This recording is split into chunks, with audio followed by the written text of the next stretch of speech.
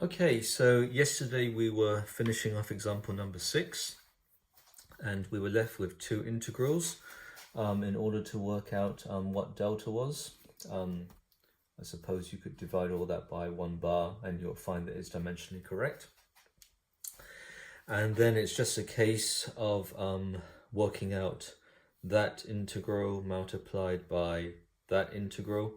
And the easiest way, as we said yesterday, is to use appendix 2, which would or the graphical method, which is just expressed like that, which says the area under the first function multiplied by the value of the second function that's coincident with the centroid of the first function. So the second function is all constant, as you can see here. So that value would be just L over 2 multiplied by 1 bar. So the 1 bars would cancel each other out. And then under here, you just need to work out the area under the parabola, and then that will give you the deflection. So you might want to, so I'll just note here, here we've got sagging minus sagging, because we assume that this 1 bar was acting in that direction. If you reverse the direction of the 1 to have it in the opposite direction, so suppose that you did your virtual calculation based on this instead, based on that instead, then your bending moment diagram would look like that instead, and then that would be constant up here. So that would be then hogging. Okay, so that would be hogging, and that would be multiplied by sagging. So if you want to call sagging positive and hogging negative, you're going to get a negative. Or if you want to call sagging negative and hogging positive, you're going to get a negative when you multiply those two out. So the delta would then turn out to be negative in this case, which tells you that that arrow needs to be in the other direction. So there weren't any Piazza concerns on that. So I'm just going to assume that this is all quite trivial for you to follow through the calculation to work out what the deflection is going to be. Right, so now we move on to example number 7. Example number 7, what we've got here is that we've got we've got a cantilevered beam. So if we just draw that out, we've got a beam like there, and then acting on this beam here, there's a UDL. Okay, so there would be a UDL acting on this beam like here, and then we've got a cable. So we've got a cable, and this cable here is going to be so that's a cable there, which I'll sketch in, and so that cable is going to be having a force. Okay, so this beam is going to be in equilibrium with this cable, and there's going to be a tension force in this cable here. I mean, hopefully it's clear that the cable is in tension. So this thing here is going to want to pull this downwards. That point there is going to stay the same. So this cable must be extending. So we could simplify that, I suppose, by just saying there's going to be a tension force in that cable, which of course we can calculate. So there's going to be a tension force in that cable there, which we can calculate later on. We're given the dimensions of the beam here. So the dimensions of the beam I is equal to 0.00125 meters to the fourth, and then we're told that the Young's modulus, or second moment of inertia, of that beam is 200 times 10 kilopascals. Okay, so we're given the flexibility, we're given the EI, or the bending stiffness of the beam here, and then with respect to the cable, we're told what the cross-sectional area of the cable is, 0.05 millimeters, and then that would again indicate that the cable is going to be under what it's going to be. Sorry, the cable is steel, so it's going to be the same as here. So the question says determine the vertical deflection at C. So C is going to be that point there. So we want to know what the vertical deflection of the C is of the cable supported beam as shown in figure 16. So if this one, which we'll talk about later on, if that one is the real case, which it is, so that's the real case with the real UDL 125 kilonewtons per meter as the UDL acting on it, and there's going to be a virtual situation. So the virtual situation needs to be exactly the same as the real situation here, so in terms of the beam with the cable. So sorry, that's my mistake. So it's exactly the same system. Okay, so there's going to be a force going up there. Now it says determine the vertical deflection at C of the cable shown here. So I think we can assume that C is most probably going to be in the downward direction. So this tells us that because we want the vertical deflection at that point, we need to apply the virtual force, which I'll put with the bar here. So the virtual force has to be applied in the vertical direction. Okay, so we're not applying the force in any other direction. We're applying the force in the direction where we want to calculate the deflection of the system. Okay, so having talked about that, so let's have a look at the answer, which I've got written out here. Okay. So the first thing that we did is to calculate the force acting in the cable. So there's going to be a tension force in the cable, and the first thing that we do is to work out what the tension force is. So taking moments about that point there, I remember this is the real case here, so I'll just draw a box. This one is the real case here. So what we did is we take, we've got a tension force in that cable there, and there's going to be, you can resolve that into a vertical component, and you can resolve that into a horizontal component, which we can see there. So if you take moments about here, obviously this horizontal component is going to be passing right through, and so we'll just call that T for the time being, so that this becomes T sine alpha, where alpha is the angle of the cable. So T sine alpha, take moments about A. So we've got the T sine alpha, which is going to try to rotate this A in the anti-clockwise direction. So T sine alpha multiplied by your 8 meters there. And that must be going to be equal to 1375 kilonewtons times 5.5. So we get that, of course, because I think the UDL is 125 multiply. The UDL is, let me just check.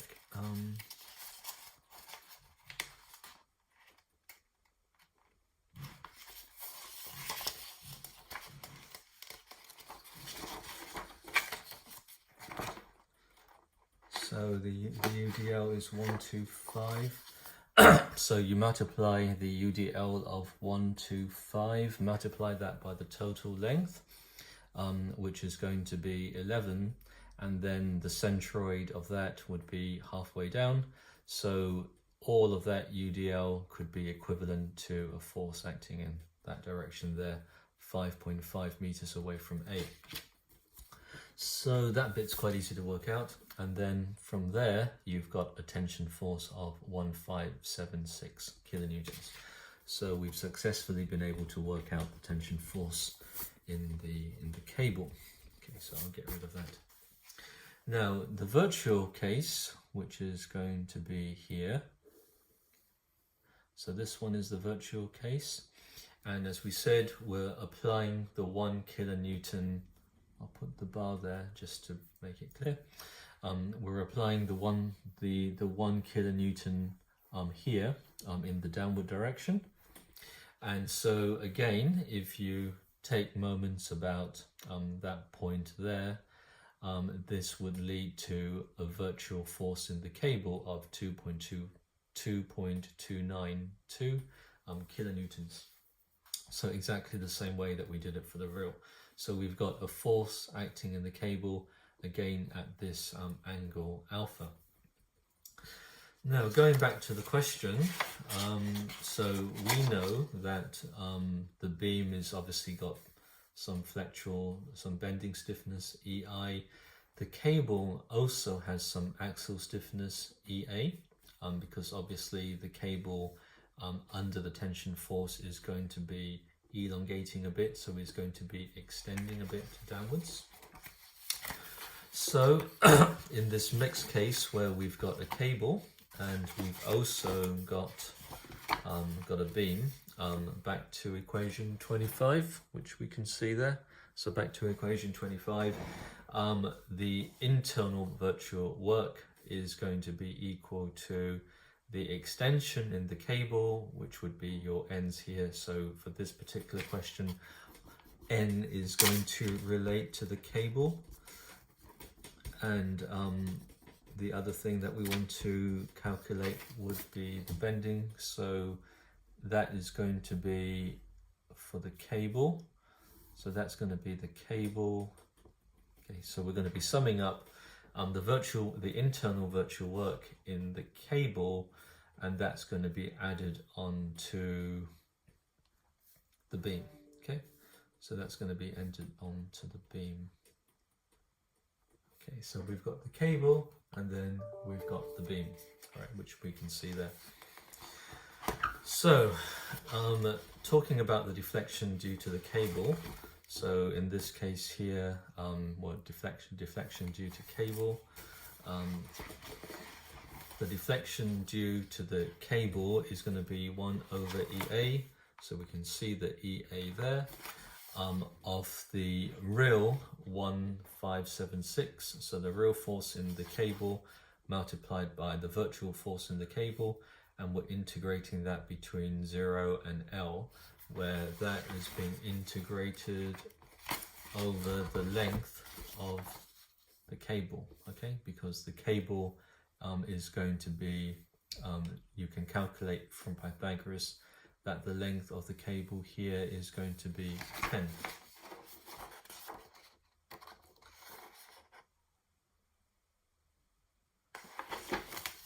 So the deflection due to the cable is going to be 1 over EA, integrate 0 to 10, multiply these two together, which just turns out to be 10 there, times the real times the virtual, divide by EA, which is the axial stiffness of the cable, and we're going to get a deflection of 36.106.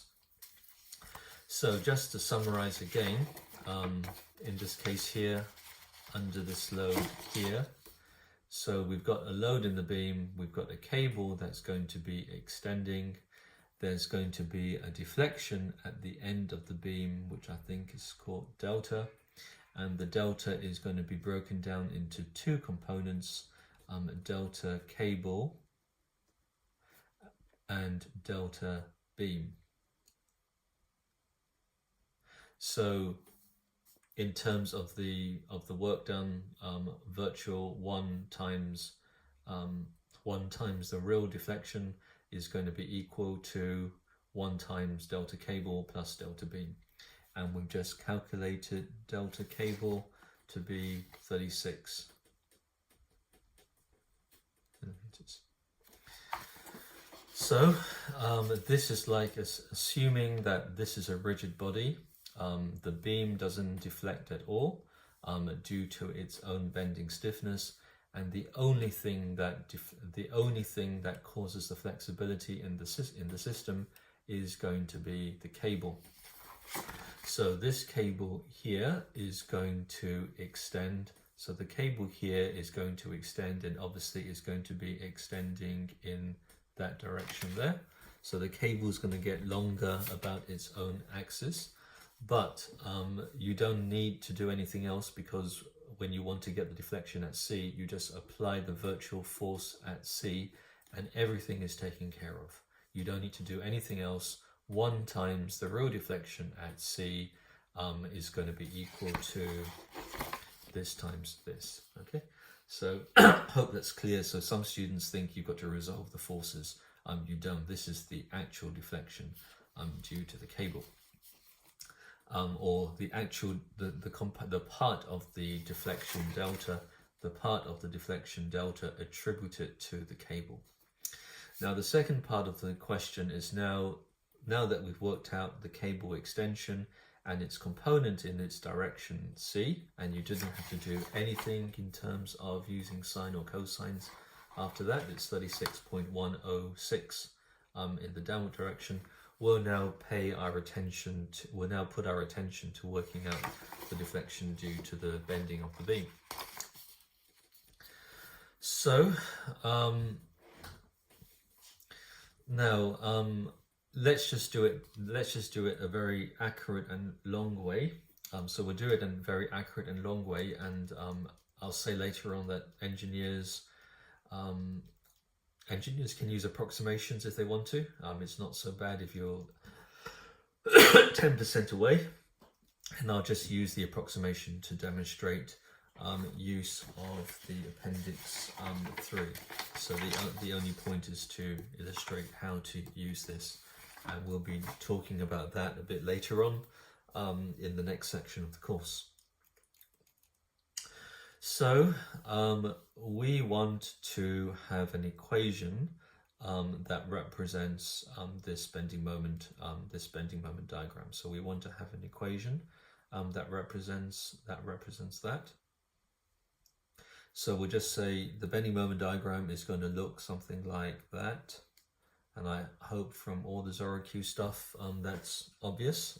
Is that how it should look? And remember that the cable is not the same as saying that's a roller. Yeah, the cable has allowed some deflection. So that's like saying that this is like on soil with some sort of support that allows it to sink a bit, and that's going to change some things. So I think you should all be okay to work. Well, firstly, you can work out the reaction here as 4 to 9.69. So you should be able to work out that reaction just by taking the different components. So the equation of this portion here, going down from here all the way up to there, so that equation should be quite straightforward to do. So for the bending moment at any point, which say that's the point at which you want the bending, so it's going to be like that. Okay, so we're going to want to work out the bending moment at that point, a distance x away from the support. So it's obviously going to be 4 to 9.6 times the distance x, and then on top of the beam you've got this UDL which you need to contend with. So you've got this going in that direction, you've got this UDL going in that direction, and whatever the difference between the two must be the bending moment at that point, which is going to turn out to be sagging. So that's Q times x squared over 2, or QX, Q times whatever distance you are away from your coordinate system multiplied by x over 2. So I hope that's quite easy. Now you can set this equation to be equal to 8 meters. So at 8 meters, if you plug 8 into these bits here, so put x equals 8 and put x equals 8 there, and you're going to get a hogging bending moment because the parabola has gone upwards, and that would hopefully give you that equation, that value up there, okay, as the 562.5. And then we know that this is going to return back to 0. Okay, so we know that when at the end here, the bending moment is going to be 0. So that should be enough to work out this equation. So what I've done is I've worked out that equation there, and I've worked out that equation there. But as we've done I've just done it for the sake of doing it. But if I was actually doing this under exam conditions, I wouldn't bother to work out that equation. What I would do is I would switch my axes.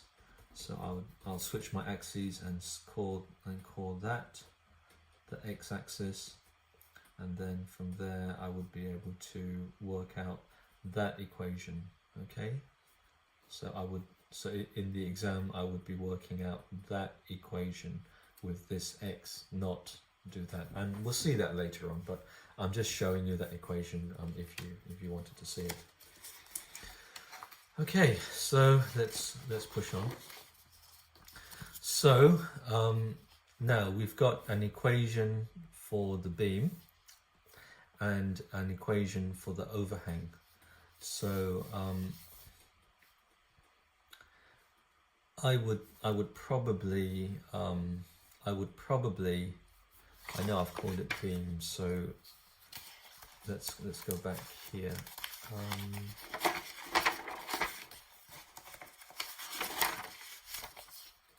So I've called it beam, and I need to add overhang.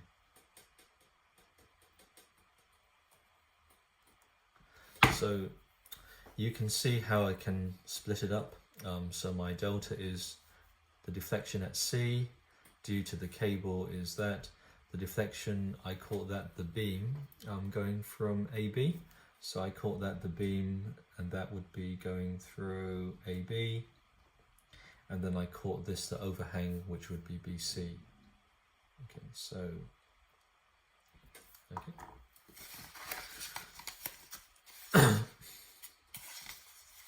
So that the whole thing would be the supported beam. So the whole thing would be the cable supported beam.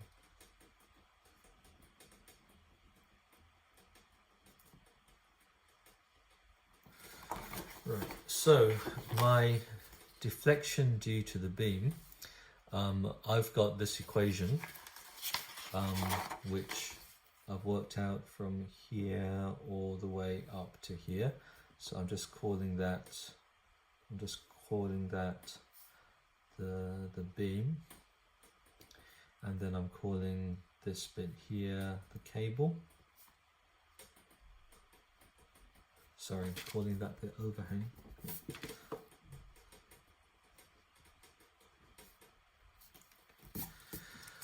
So I've got an equation from 0 to 8. So from 0 to 8, and I'm going to be multiplying two bending moments together. So from 0 to 8 meters, I've got firstly an equation that describes the bending moment diagram, 429.6.96 x minus q x squared over 2, which we can see here. And then that needs to be multiplied by the bending moment of the virtual system.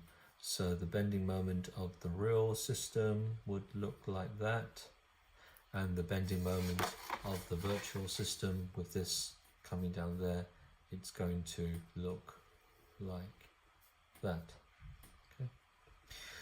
Okay. So you can see we've been able to work out the reaction in the virtual case. So the equation of this bending moment is nothing more than 0.375 multiplied by x, which you can see there. Okay. So why do I have a negative sign? Why have I stuck a negative sign here? The answer is because this one is going in that direction and this one is going in that direction. So that's sort of saying hogging is negative and sagging is positive. And if the two are in the opposite, if the two, it doesn't really matter whether you call sagging positive or sagging negative, and hogging positive and hogging negative. What it really means is that if the two are the same, sagging times sagging would be positive, and hogging times hogging would be positive, and sagging times sagging times hogging would be negative. So you can see that this one here is sagging up until that point there, and then from there it becomes hogging, whereas the whole of this bending moment is hogging. Now we're not being now because we have an equation that does it. We don't actually have to separate out the two different components. Okay, so we don't have to separate out the two components. It would all be taken into account by the integral, which you can see there from 0 to L of the two equations. Everything will come out in the wash, and the answer turns out to be negative. So the answer turns out to be negative 14 if you go through that integral, which is not terribly difficult to do. Okay. Now, we've got this overhang portion, so the beam is negative 14. Okay, so let's go back to where we started off. So where we started off was the cable turned out to be positive 36, and the beam turned out to be negative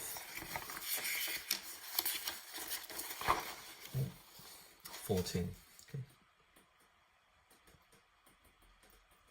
And that's not too surprising because the beam, I've defined the beam as just being that portion there. Okay. And so it's not too surprising because this load is going downwards and this load is going upwards. Sorry, the load on the other side is going upwards. So and we want our deflection at C, so if it had been something like that, and then we had our load going on the beam portion, not the overhang portion, so that means that the deflected shape would have gone something like that. So we can see the cable extension is pulling C down in the vertical direction, or the direction due to gravity, but on this beam portion, the load is putting the C going upwards, which is why it's come out as being negative 14. So let's move on to the overhang portion. So the overhang portion would be like that, with that there, and that is likely to deflect like there. So we can see that we're probably going to end up with a positive, we should be ending up with a positive sign if you look at that portion there for the component of delta overhang. Okay.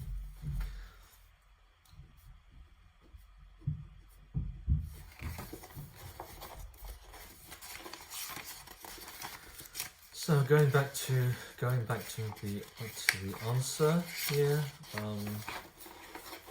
Now I said I worked out an equation for the here of 562.5, and in the Dropbox I have provided the proof of that equation there if you have any trouble doing it. So the integral is from 0 to 3, so we start at x-axis here from 0 to 3, so from 0 to 3 with this equation here multiplied by 3 minus x.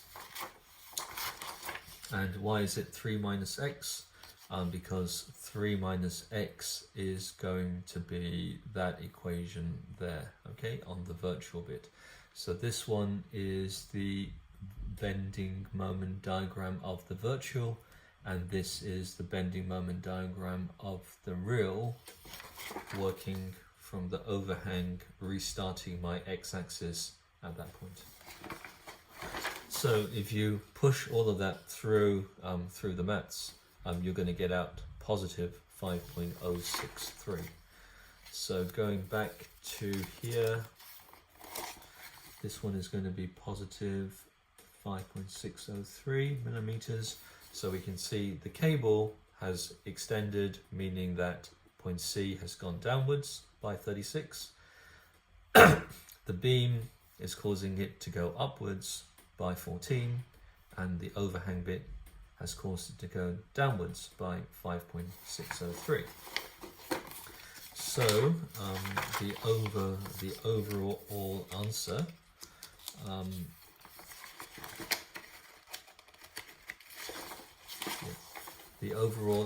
is going to be 36.106.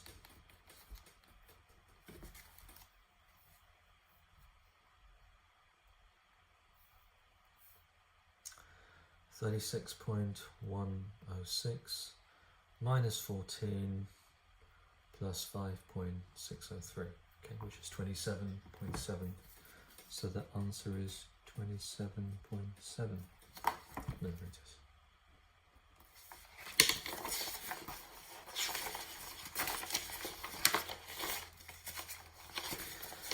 Now, I said that one trick you could do is that instead of doing that axis and restarting it with the X, it might be easier to go through it in that direction there. So change just for this portion here, just restart the axis going X there, okay? So if you restarted the axis going X there, that would be, this would be the same as that. Okay. So if I put the axis there, I could just get a mirror and mirror it across, and then you would get that shape there. Okay. So which would be exactly the same as a cantilever, as I've drawn there. So that shape is that, which is the mirror image of that. And again, the integral would be from 0 to 3, or 0 to 3, which we can see there. And then you've got the qx squared over 2 dx. Because x would just be going up here, and then if you ran that through, you would also find that it's 5.063 or 5.063. So you didn't really have to go to the trouble of working that out. You didn't have to go to the trouble of working that equation out. You could have just reset you could have just taken an alternative coordinate system, going through that way, work out that equation there, multiply it by 1 times that distance there, and you would also get 5.063. Okay, you would also get 5.063. So 5.063 there, and 5.063 there.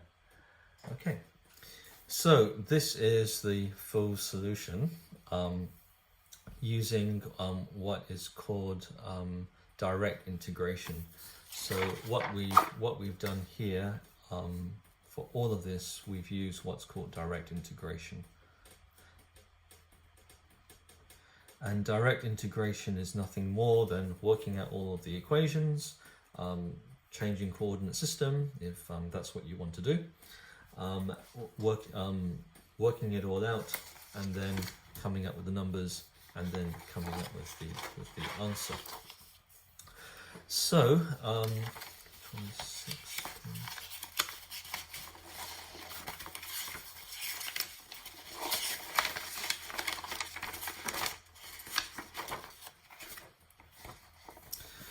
So let's suppose, just as an exercise, to help you get familiar with Appendix 3. So we've given you the answer, but just as an exercise, to help you get familiar with Appendix 3, because we'll be using Appendix 3 later on,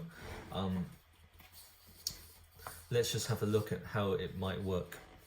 So first thing to recognize is that unless you're on one of these shapes exactly, then Appendix 3 will just be an approximation. But as an engineer, approximations are fine. I mean, I can't really say that I can guarantee a concrete pour to be 150 millimeters exactly. There might be plus or minus 10%. So I'm quite okay normally with approximations. But just bear in mind, direct integration will always give you the right answer to as many decimal places as you want. Appendix 3 can be quite fast, and if you do it very fast, and you save a lot of time in the exam, as long as you acknowledge that as an approximation, I'll be pretty much okay with that. So let's just see how we could possibly do it one way, and this is just as an example to show you how you can carve out the different bits. So I know that's not exactly a parabola going from here to here, so I acknowledge that that's not exactly a parabola, but it's quite close, and it's quite that shape which I've called shape 10, which is that one there.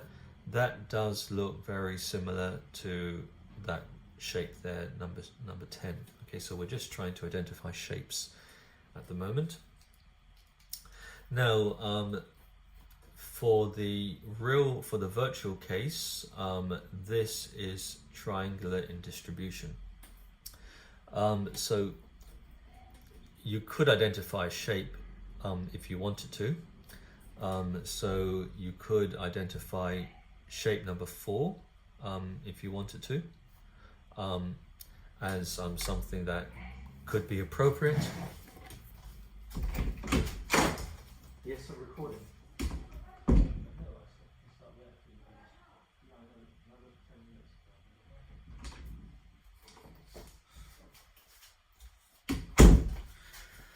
So, just as an illustration, so I identified this as shape 10 and this as shape 4, which we can see here. Shape number 4, which you can see there being triangular. So remember, we're just looking at shapes. Now, if you ever get confused, if you ever get confused and you've got two linear bits that you're looking at, instead of trying to identify the shapes 1 to 5, just remember 2, 3 will always give you the right answer. So I've indicated 2, 3 there, which I've typed out. So that's just a hint for later. Okay, so you don't need to get worried about it now. 2, 3, but just remember, when we talk about shape 2, 3 later on, which we will, this will normally give you the right answer when you've got two linear shapes. So until you get really familiar and you can do this almost without thinking, just remember, if you've got two linear functions, 2, 3, it's normally not that bad. So we've got three different bits here. So here, sagging times hogging is going to turn out negative. So when you use the shapes, of course, you've got to split it up into the different bits, not like direct integration where we can do it all at once. Within this portion here, we've got hogging times hogging, and hogging times hogging, and sagging times sagging is going to be positive. And then here we've got hogging times hogging, and hogging times hogging is going to be positive. So remember, this bit here, identifying whether it's negative or positive, that's on your side. The shape recognition is not going to help you. You're going to have to do that. So let's have a look at 410. So we've got one shape 10 and we've got one shape 4, which means we're going to have to scroll down here and look at 410, which gives the equation for the integration of these two shapes. Okay. So there's an equation which would be L over 3. So L would be the distance between there. So L over 3, which I've put there. So I've identified where that point becomes 0 just from the equation, but you can do that yourself. So I've identified the length, and then it's just A4 minus A10, and all it's saying is the peak value there, which you can calculate as being 2.58 kilonewton meters, times the peak value there, which I've calculated to be 738.5 kilonewton meters. So I've just taken it, I've just got the peak, I've got the maximum value, and you just multiply these two together, and suddenly you've got the answer without having to do any integration. And remember, this is just an approximation because this is actually the shape of a WL squared over 8, which this isn't quite, but it's similar enough. So that illustrates the negative. Now, the next shape which we'll look at, which would be this one here. So I can identify this shape here as being 2. So this one looks like 2 going from here going upwards, so that clearly is 2. And I've identified that this is not linear, and shape 11 looks quite similar to it. So shape 11 looks quite similar to it, going from the small side all the way up, and then this one here going from small all the way up there. Okay, so just remember you're doing pattern recognition. It's not an equation that would come out, and so you've identified two shapes as 211. So scroll down here to 11. So one question is, why don't they have 11.2? They've got 211, but they don't have 11.2, and the answer is 211 and 11.2 are the same. So they only do the ones that are necessary. So 11.2 turns out 1 over EI, L over 12, A11, which is the peak value up there, which is 562, plus 5. So I've got 3 there, so this might, there have been many errors that I have found in these sheets. That one, I'm assuming I'm correct, but I'll make sure, but if you use the appendix from last year, that would be the correct one. Anyway, we're just talking about the process. So B2 is going to be that value there, which would be your 3, and then your A2 is going to be that value there, which I've picked out, and multiply the two together, and you get 2.44 millimeters. And then the last shape to deal with is 12.4, which you can see there. So this time I'm going for shape 12. And shape 12 has, this is the fat side and the thin side, so this is the fat side and the thin side, so I'm going for 4, so that the 2 fat sides end up with the 2 thin sides. Okay, so again, 412, which would be that one there, sorry, 12.4 or 412, and that's going to be L over 4, A4 times A12. And taking off those values, I end up with 5.06. So here I've got the deflection of the cable, so I should acknowledge firstly that it's an approximation, but it's not very far off the real answer, which we've done through direct integration.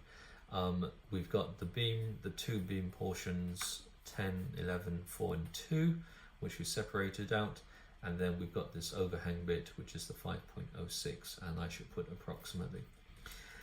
And while I do that, I shouldn't even acknowledge that I'm doing it to 2 decimal places. So I should probably have just done it to. I should probably have just done it to one place.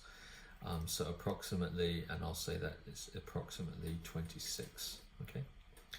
So that's just me being stupid in thinking that I can have more accuracy than I actually have. But I'm just saying here, what we're trying to do is to show that it's an approximation. So let's have a look at what we got as the answer using direct integration, which I've done here. And I got 27. And using the shape method, 26, 27, that's just a millimeter between them. So I've got, using these shapes, I've got quite a nice approximation. So the only point of doing that was to demonstrate a few things. Firstly, changing the direction of the axis, and secondly, an introduction as to how to use these shapes. And some other methods which you can have a look at on the Dropbox if you wanted to, as well as some video solutions. So example number 8, by now this should be quite trivial for you, hopefully. So we've got the real case and we've got the virtual case. So the virtual case is obviously the one bar there, and the real case is that over there with the W. So my real deflection delta, times 1 is going to be equal to 1 over EI times the integral of the real bending moment diagram, WL squared over 8, multiplied by this bending moment diagram there, okay, from the virtual, where that is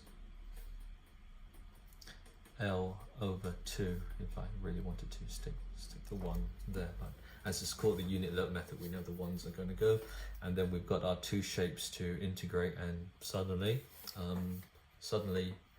using direct integration or using appendix 2, you can work out the delta.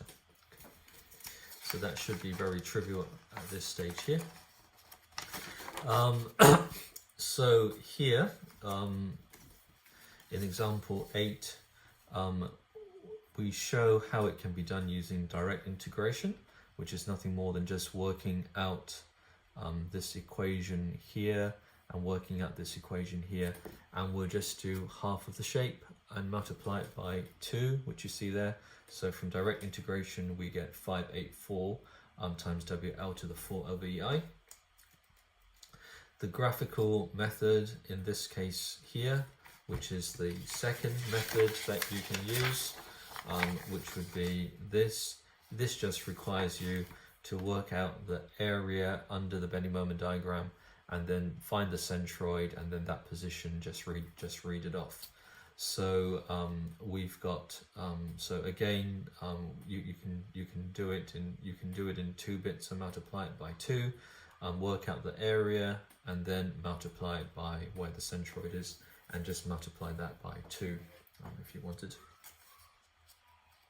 Okay, so that's the second method, and you can see there. And then the third method, of course, is using the appendix 3. And if you use the appendix 3, we've got 2 shapes. So one shape is going to be shape 8, which is going to look like the virtual, and the other shape is going to be shape 10. So 8, 10, which we've got there.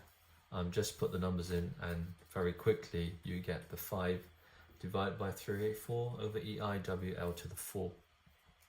So you can choose which method to use to work out the integrations, depending on what's easier, which would depend on what the question would be. Okay, so here, if you want to check this here, all of the calculation is shown for you for the 3 methods. So this one here would be using the graphical method. This one here would be using the graphical method. Okay, so the 3 methods, and just get familiar with them. We'll talk later on about using 2, 3, but just remember, if you've got 2 linear functions to worry about, if you've got 2 linear functions to worry about and you're not really sure how to use this, 2, 3 will always work. So if you've got any confusion, use 2, 3, and then you can try and get your heads around which are the other ways that would be faster. Okay, so we've got example 9. now I would say that example 9 is quite difficult. So if you feel up for it, try example 9, but you're not going to fail the exam or the course or anything if you can't do this one here. So for those of you who feel like it, have a look at example 9, which has been indicated as an exploratory level problem. Okay, so that's really, that's almost at the end of virtual work.